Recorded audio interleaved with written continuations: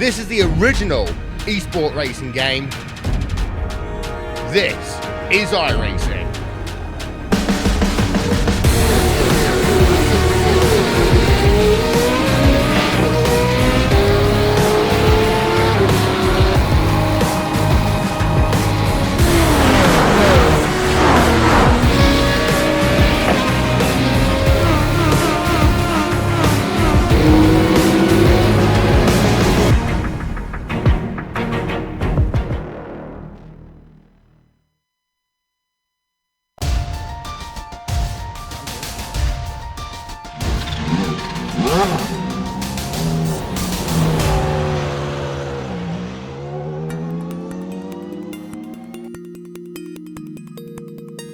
The last 3 weeks all saw Le Mans, Spa and Monza combined, 3 extremely fast tracks.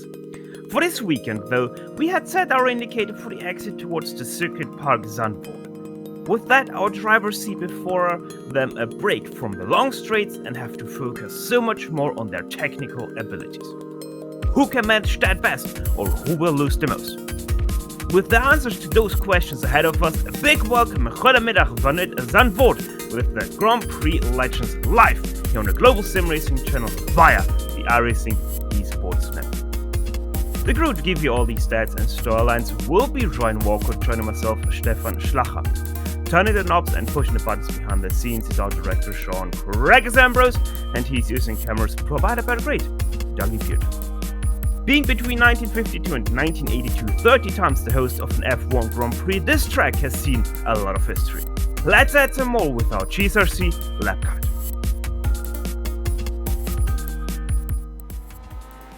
All right, we've got Ben Zocco in the GSRC Lotus 49, so let's do a lap around Zandvoort.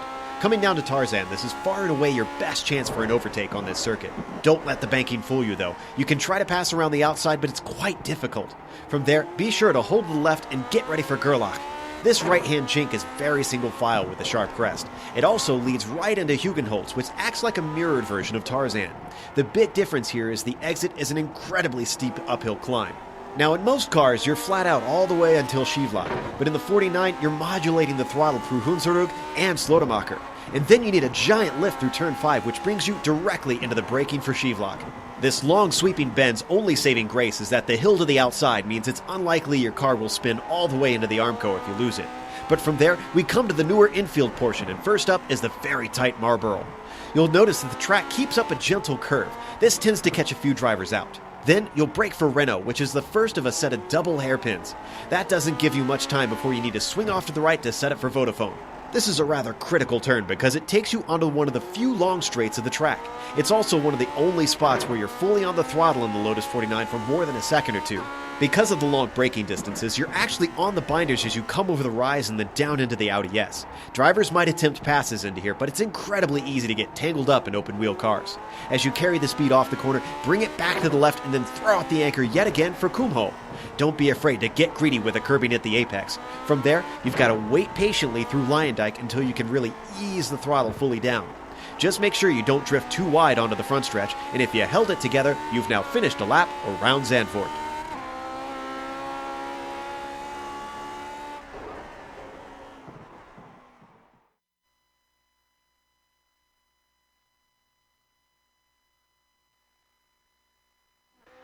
Joe Peak doing what nobody can do better, talking you a lap around the Zandvoort track. Ryan, we have seen now quite a little bit of what makes this track so challenging for the Lotus 49. What else can you add to that, numbers-wise?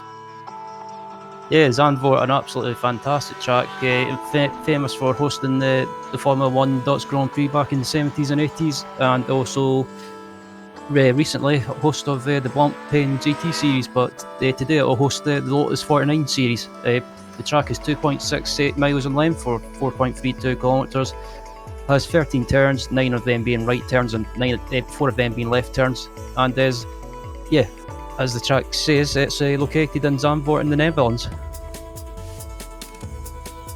Yeah, and one thing we can already say as we go over to the F1 Drivers' Championship, your first place driver, Mick Claridge, sitting at 187 points.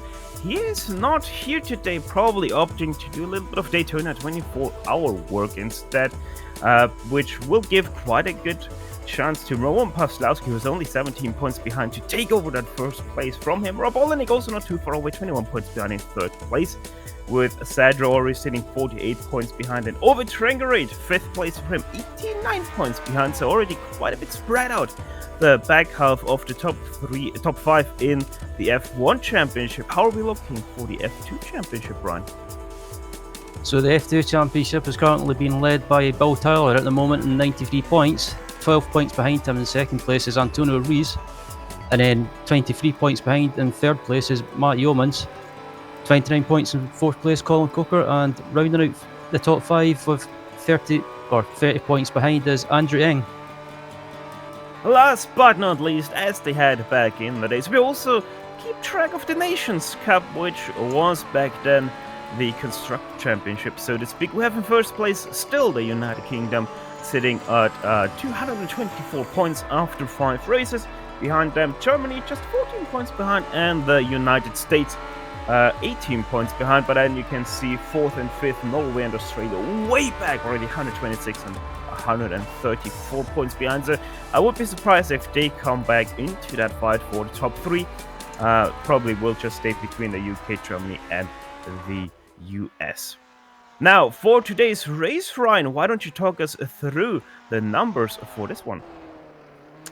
So some details about the race for anyone that's watching the series for the first time today. This is round 6 of 12. The race length will be 20 laps, and the setup is an open setup, so any changes you want to make, like suspension, tyre pressors, camber, ride heights, anything like that in the setup, you're free to do so. The incident limit, if you get 17x, that is automatically a penalty.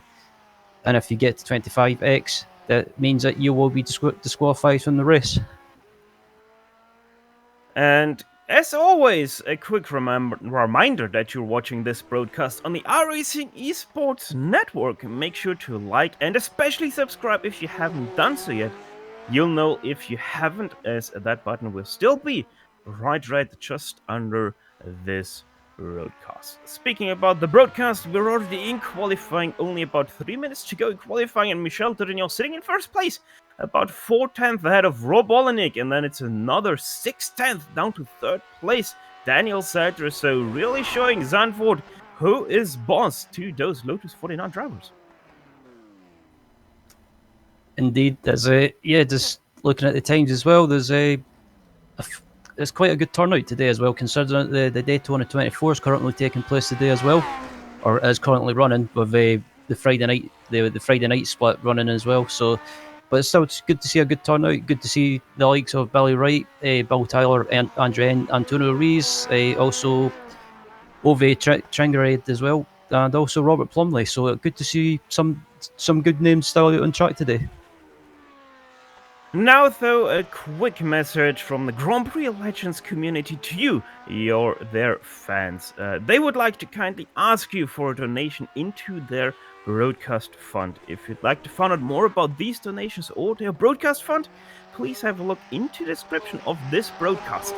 Every dollar counts. And the Lotus 49 community thanks you very much if you decide to donate into their broadcast fund.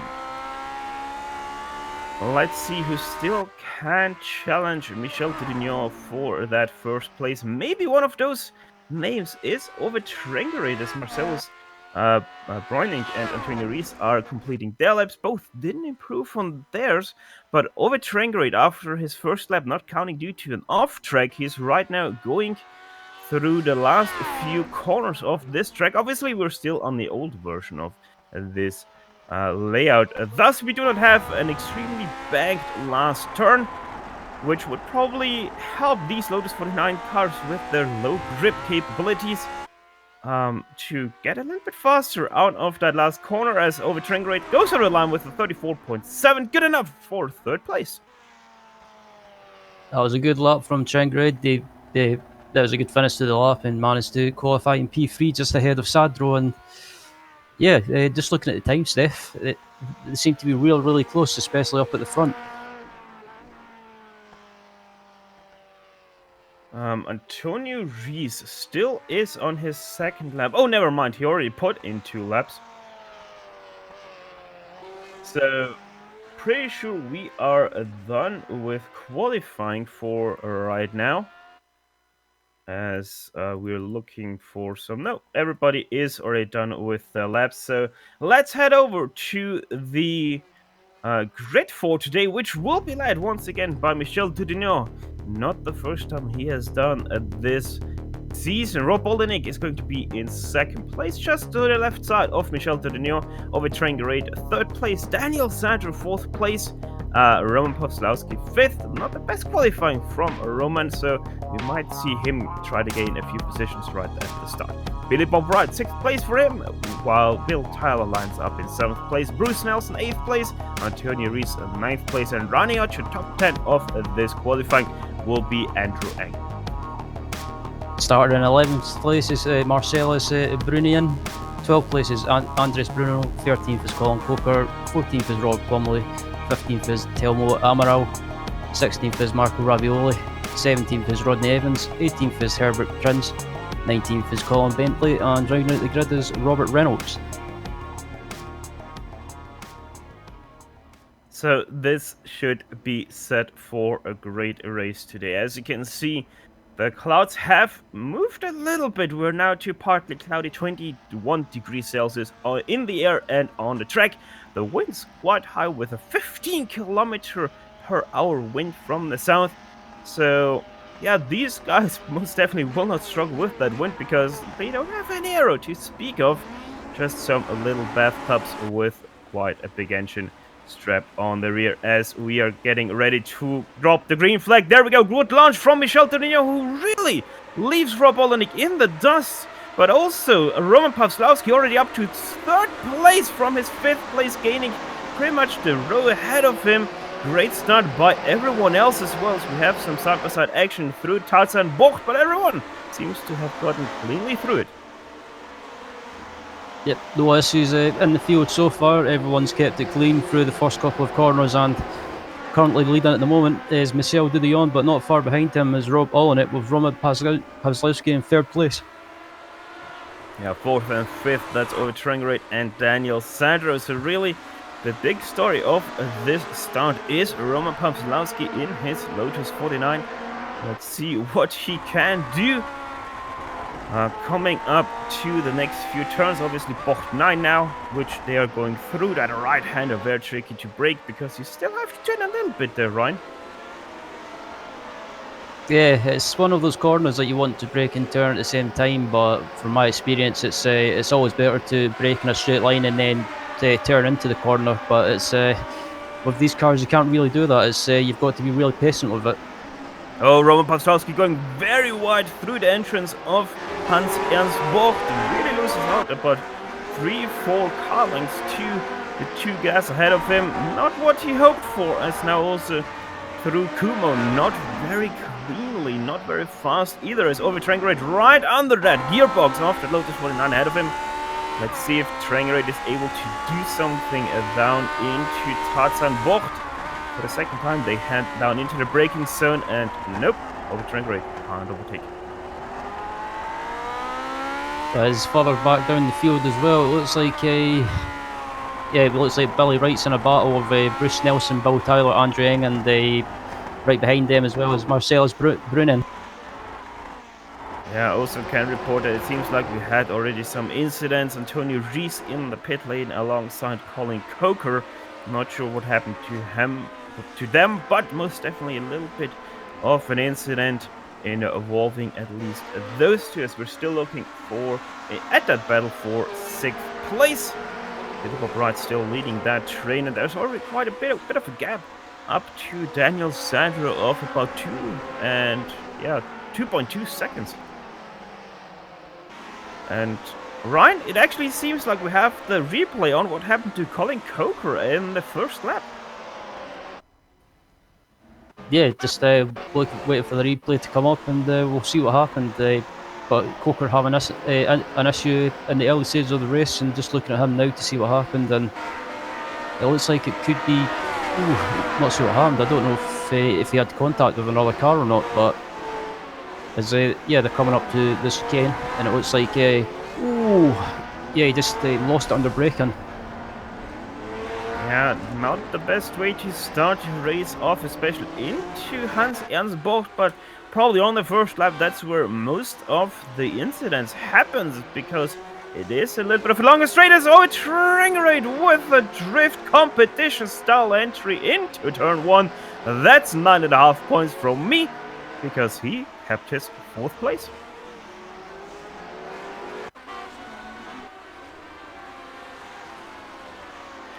Of a train raid with the save of the early stages of this race. Look at that sideways moment. Probably about 90 degrees crossed up on his steering wheel there to save that one. Well done though, as he still is in 4th place ahead of Daniel Sandro, but most definitely now completely lost the back end of Roman Pawlowski. I believe that drift that he done in Scandinavia, they would call that the Scandinavian flick. So that was nice to see that from Ove. And just now, Marcellus Bräuning, seeing what Ove does and thinks himself, I can do it better. And yeah, he did save it quite nicely through Masters Bocht, but right after Bocht 9, he nearly lost it into the grass. And I think that one was a little bit of a weird one. Seems like he has some damage prior, already going through Schieflag.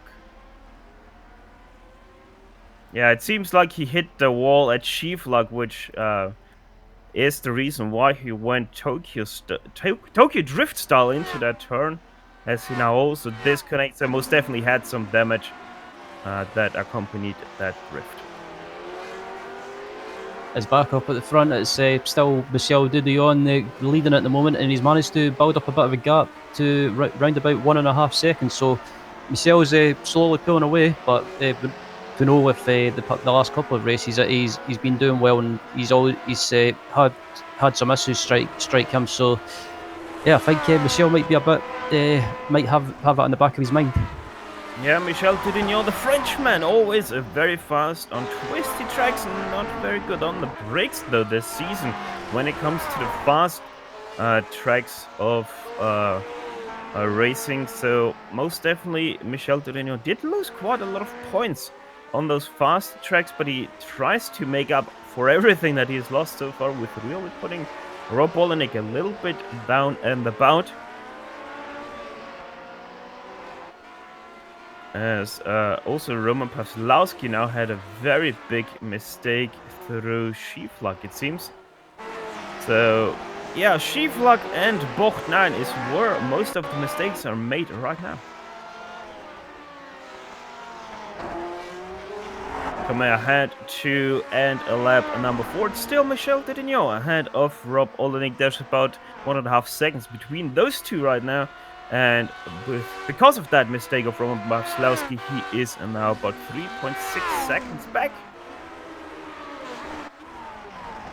As Ravioli and Plumley were side by side for a moment there, going into Hans Ernst Bocht. But seems like, sorry, Colin Bentley, my bad, decided better of that.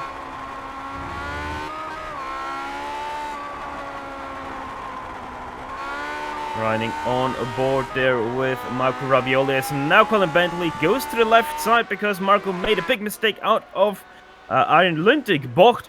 He makes it happen into the braking zone for Tatsan Bocht, so that's a good pass for Colin Bentley, as he now makes a big mistake though through the middle part of the corner, but still is able to take away 12th place from Marco Ravioli.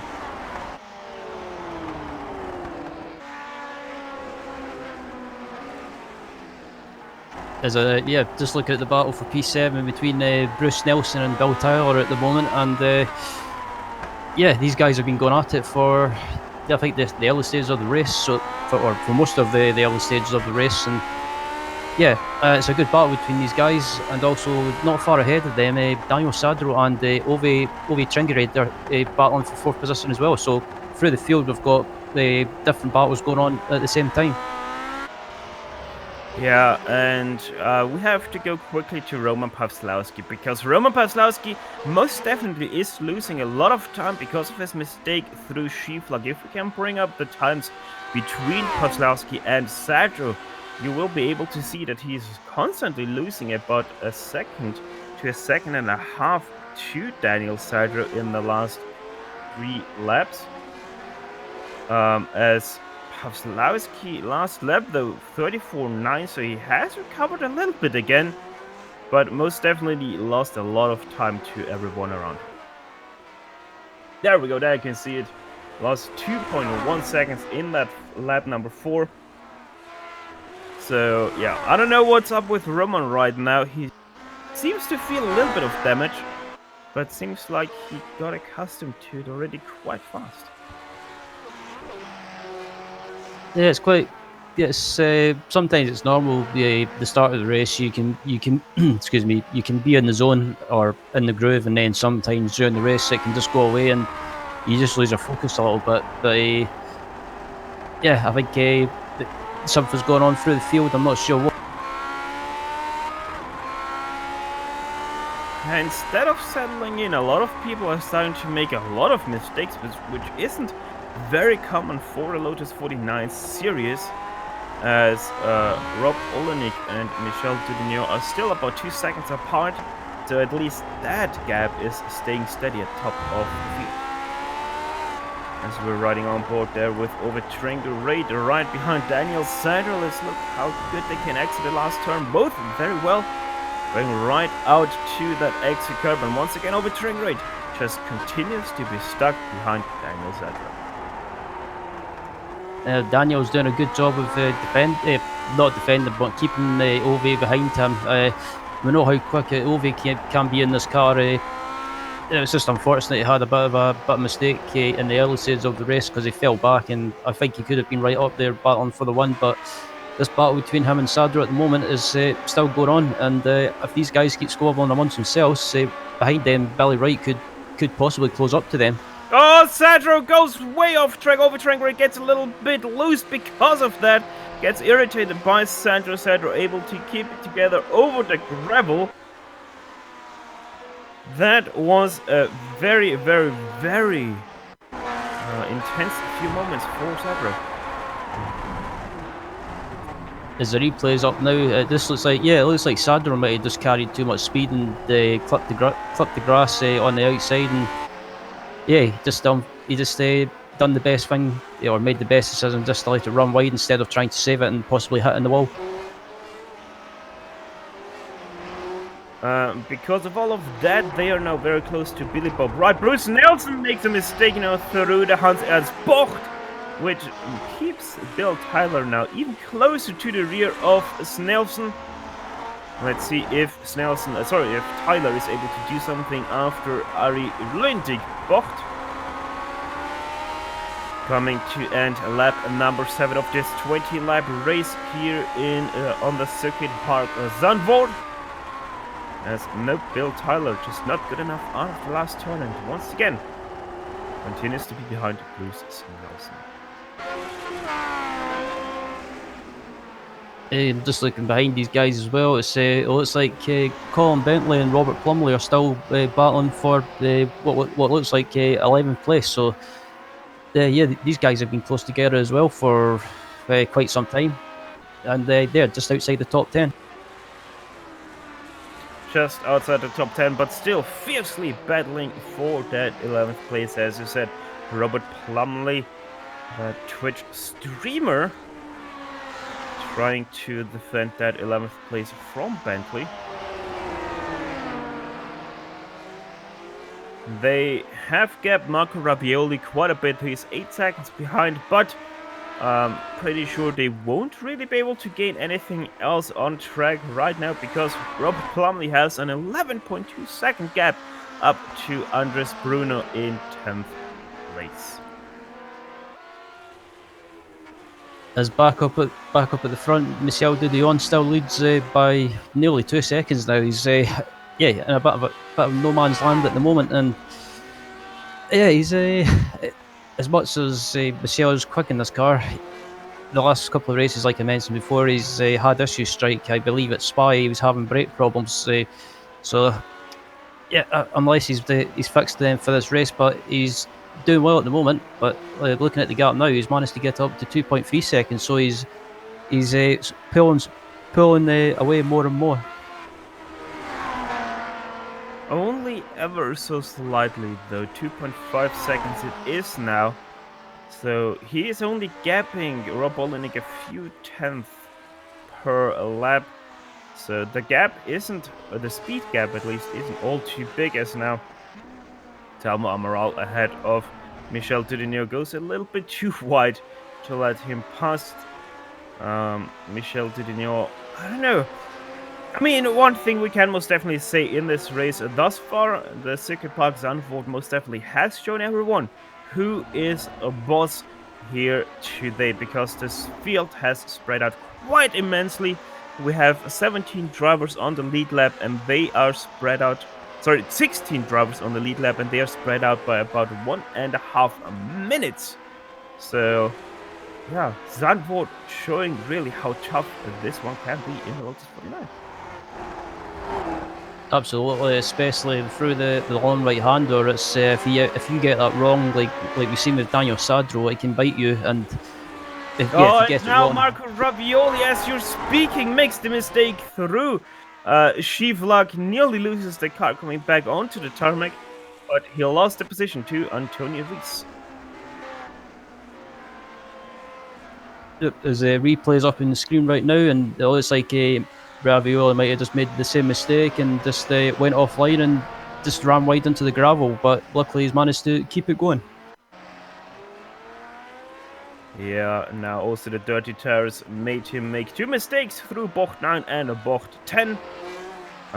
So he's lost a little bit more time. Now also goes wide at the Hans Ernst Bocht. So really not the lap of Marco Ravioli, that 9th lap of this race. So we're nearly halfway done already with this one, as we have entered lap number 10 and looking at lap number 11 soon. I have to say, it might just be me, but this race is absolutely just flew by really quickly. I don't know if it's because Zandvoort, it's technically, well, I guess it's a shorter track than most of the other tracks that we go to, but yeah, it's flew by, and the racing so far has been absolutely great throughout the field. On board right now, looking over the engine of Bruce Nelson, back to Bill Tyler. As always, the great cameras by Dougie Beard showing exactly what goes on in and around the cars. Once again, Bruce Nelson, a little bit of a mistake into Hans Ernst Bocht, but they are starting to catch the guys ahead of them, as they had to lap Herbert Prinz, who is a lap car. Billy Bob Wright got pulled up a little bit there through Kuno, as he was able to get past quick enough. As close together, Snelson and Tyler are still battling for P7. Further back as well in the field, it's Andre Eng's all by himself in P9, and P10 Andreas Bruno's all by himself as well, so it's spread out a little bit.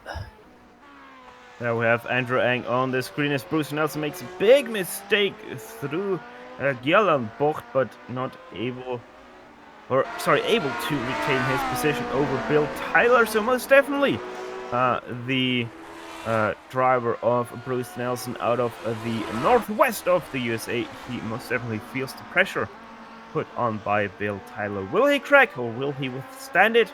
That's the big question.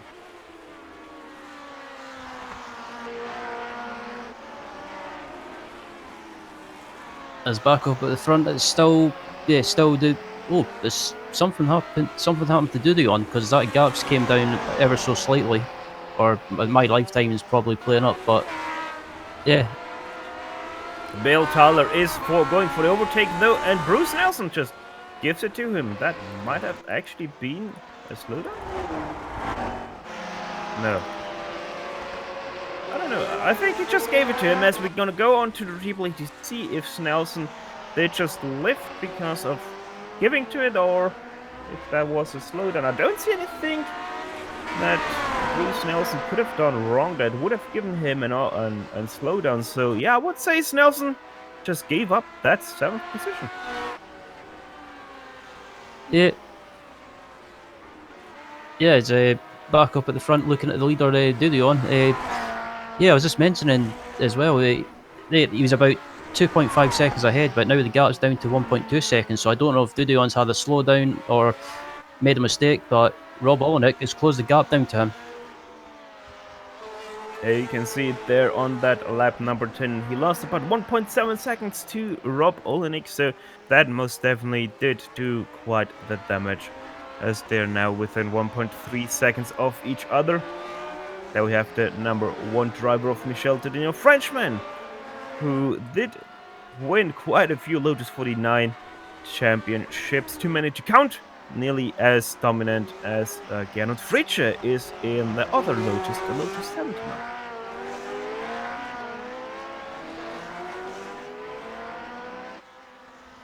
One battle, Ryan, that I have been watching with quite some big eyes all the time is that battle between Robert Plumley and Colin Bentley for the 11th place, as they go off in quite a few corners but never seem to be able to make that pass happen.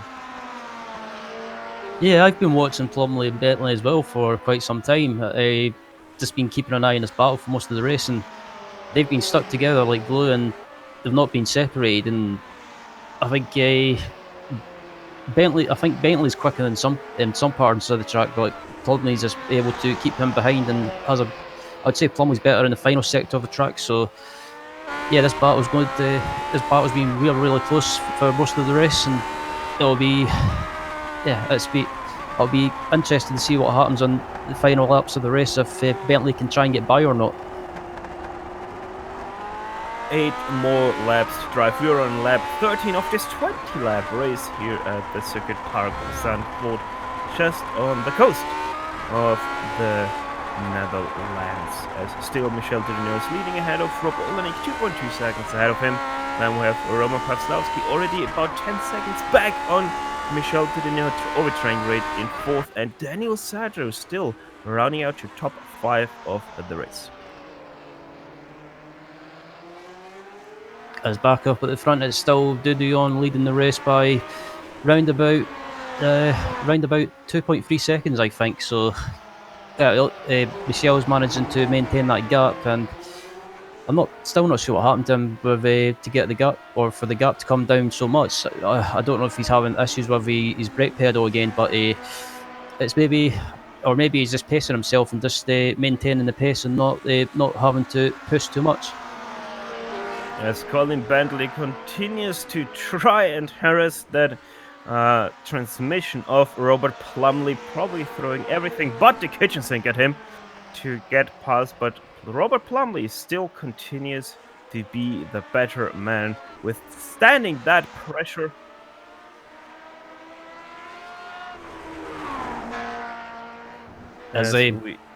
Sorry, Steph. Go ahead. I was just going to say, Bentley's closed up a little bit on him. It seems to be under braking that Bentley can close up on him, but on the exit of the corners, Plumley seems to have a better exit and just more traction. Last lap, Rob Olenek made a little bit of a mistake. He dropped about 5/10 once again to Michel Tedino, who is putting in quite some fast lap times now. 34.113 was his last lap 13 that was, which is only about 55 1/1000ths of a second slower than his qualifying pace. So Michel Tedino most definitely trying to keep that hammer down as far as he can. Yep, as behind them, just in third place as well, Roman Pawlowski is all by himself. Over Trengrade is, I have to say though, Trengrade is closing that gap slowly on Pawlowski, so we could be on for a battle for the final step of the podium possibly. It does seem like that Roman Pawlowski is having damage that he has to deal with, as his last time around was 53.097 versus a 34.9214 over Trengrade, who once again Tokyo drifts into turn 1. Perfectly safe though, no worries, just a little bit of a drift.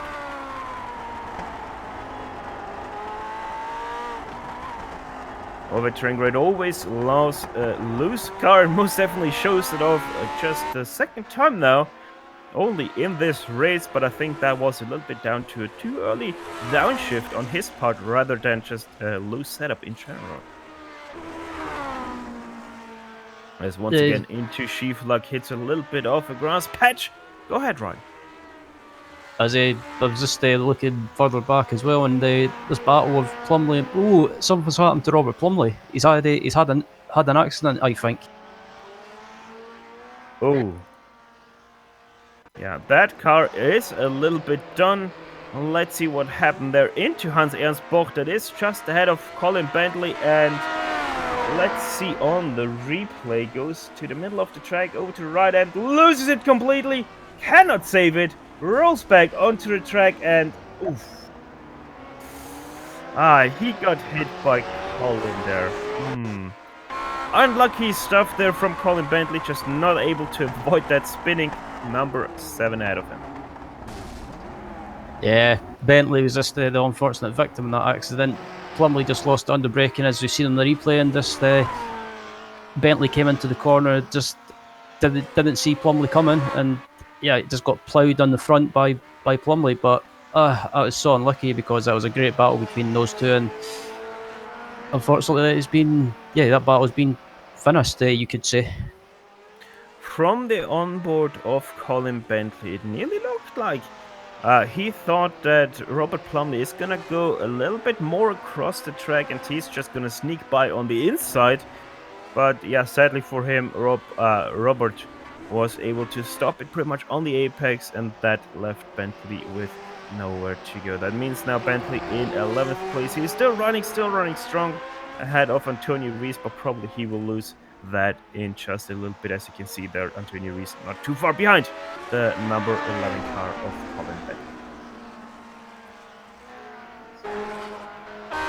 As Rees has got the run in the final corner, it looks like he's got the slipstream while he make a move up the inside as they head down to turn 1. He's going for it, and yeah, he's up the inside, and I thought it was going to be contact there as he tried to get it stopped under braking, but fair play to Bentley, he's holding it on the outside as Rees is up the inside and up into another position. Now Antonio Rees continues his comeback run as he started in 9th place, now up to 11th place. Colin Bentley still very impressive. He gained 7 positions. He started in 19th, now in 12th place. Up ahead though, Michel Didino completely unimpressed by all of that. Started in 1st, still leading about 2.5 seconds ahead of Rob Olin. And just look at Olenek as well. I don't think Rob has an answer to Michel today. Michel's just been in a class of his own, but fair play to Rob. He's been trying to keep the gap, and he's maintained the gap at times, but when it comes to pace, Michel's just been that a little bit quicker.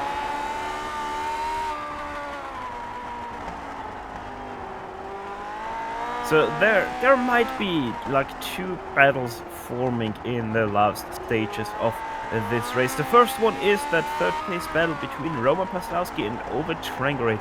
Right now it's separated by 2.3 seconds. Ove Trangered isn't the faster driver of the two, but Roman Paslowski, with the damage he's having, he is quite inconsistent. Last lap a 34.8. The lap before that only 35.1. So yeah, I'm not sure about Roman Paslowski right now, but Ove Trangered most definitely is catching him very slowly. It's enough to the last 4 laps, or rather last 3 laps, as they're gonna end lap 17 in just a few moments. The second battle might be forming between Daniel Sandro and Billy Bob Wright for 5th place right now. Daniel Sandro, he is also having quite some issues with his car right now. Only the last 2 laps of 36.0 and a 36.3 versus a 35.6 and a 35.7 by Billy Bob Wright.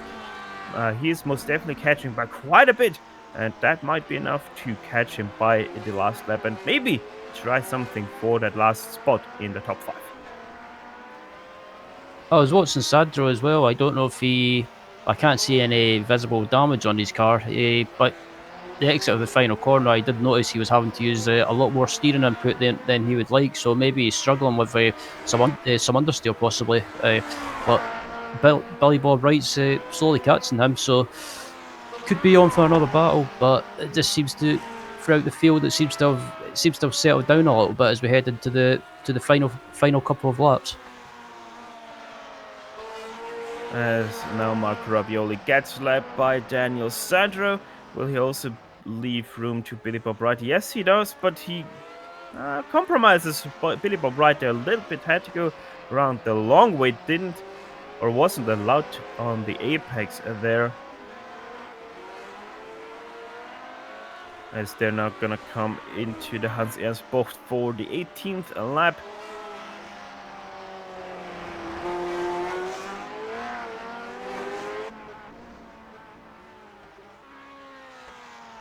Rob Olenek, he started in second place. Still is your second place driver, 3.7 seconds behind Michel Dirignac. A very uneventful race for him, and it seems like it's going to be a very uneventful second place, unless something happens to the driver of Michel Dirignac. I don't think that he will be able to challenge him in these last 2 laps for that first place. So it looks like at the moment I was about to say the final 3 podium positions are pretty much nailed, but I'm looking at Roman Paslowski, and Ove Tringred has closed that gap down to him, and he's catching him bit by bit.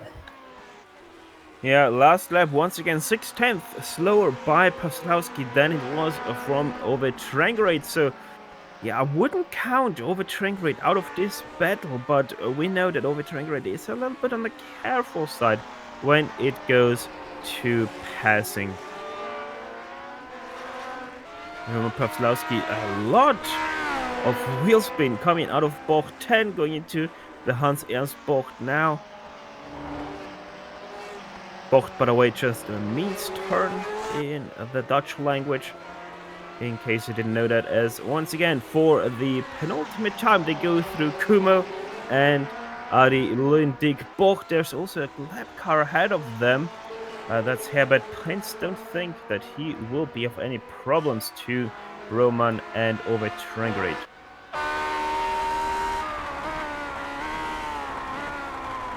As once again we're looking over the Ford engine of that Lotus machine.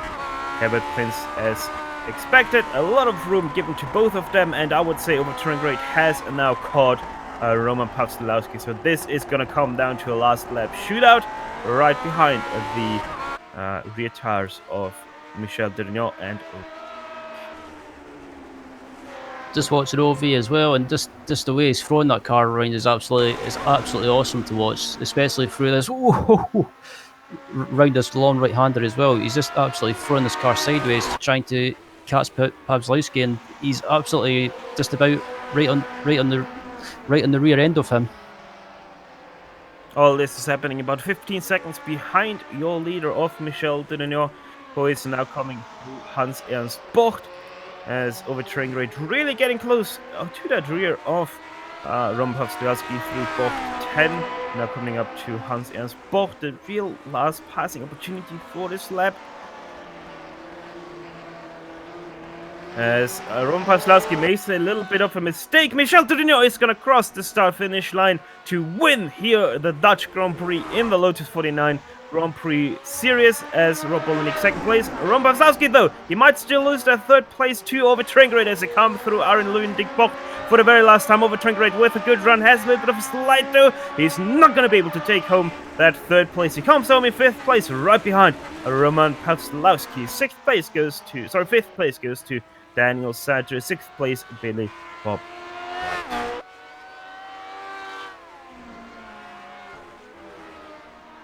Bill Tyler will take home 7th place, just ahead of Bruce Nelson. So that pass by him was most definitely quite the good one. Maybe Snelson not with the best decision to do so, to let him by, as Andrew Enck 9th place, and rounding out to top 10 will probably be Andres Bruno.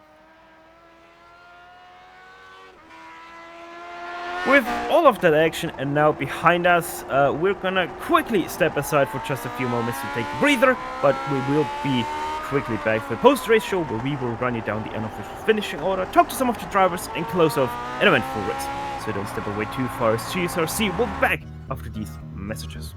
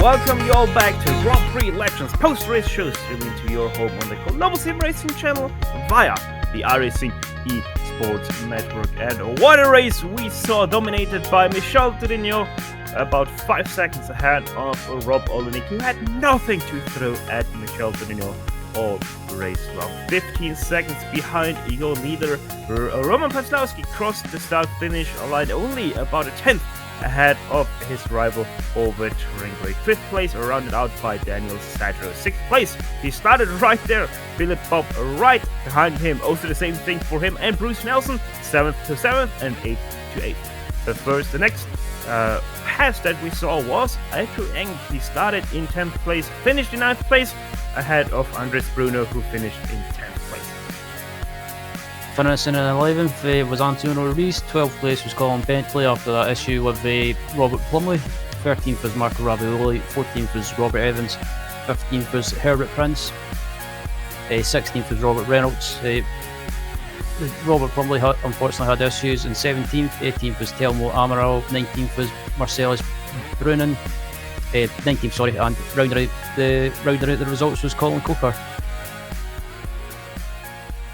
Yeah, and Ryan, we have said it a few times in the broadcast already, but Circuit Park Zandvoort today really showed these guys who is a boss in that Lotus 49. Yeah, Michel Dudion just showing once again why he's one of the, well, how can I say, one of the masters in the Lotus 49. But he didn't have it all his own way. He was under pressure for a bit from Rob Olenek and Roman Paslowski, proving once again that he's a consistent driver and always up there by finishing on the podium. And today that was probably one of the best races to watch this season so far, and I'm looking forward to doing more of the same next week. And Ryan, next week we have a little bit of an interesting track. It's gonna be twisty and it's gonna be fast. It's a Barcelona historic, pretty much an unknown factor in the series because we have never raced there, especially with the Lotus 49. What can we expect from next week, especially now knowing that Mick has to do a little bit of a catch-up points-wise?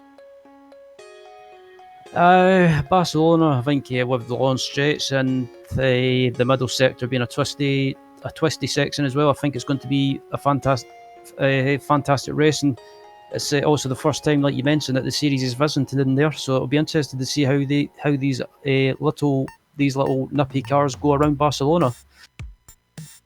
Well, Ryan, it seems like that nobody wants to talk to us. Everybody wants to get into the plane and fly over to Daytona. So with that, GSRC would like to thank once again the iRacing Esports Network for having us on their talent lineup to bring you the greatest shows on iRacing into your home. Make sure to like and subscribe to their channel if you haven't done so yet. On top of that, we'd like to thank everyone on track for today for the great show, and especially Lotus 49 community for contracting with GSRC to broadcast it. Right now on your screen, you can see all of the companies that provide us with their great hard and software. GSRC uses to deliver you the best possible show. Additional thanks goes to Tuna Lounge, who provides us with her great masterpieces. See the screen for how to get a hold of more of her great work. If you'd like to find out more about GSRC, please visit us at globalsimracingchannel.com. You can also find us on the social media platforms, Twitter with @GSRChannel, Facebook at facebook.com/globalsimracingchannel, or on Instagram at GSRC_gram. All of the upcoming races for our other series are now sliding across your screen, so check them out and mark them down in your calendar to not miss another second of exciting racing action. Finally, on behalf of the entire crew, Ryan, Sean, and Dougie, I'd like to thank you all for tuning in as Michel Toudignon took away the victory here in Zandvoort. With that said, until next time, stay with and sayonara! And as always, race hard, race clean, and we'll see you on the track.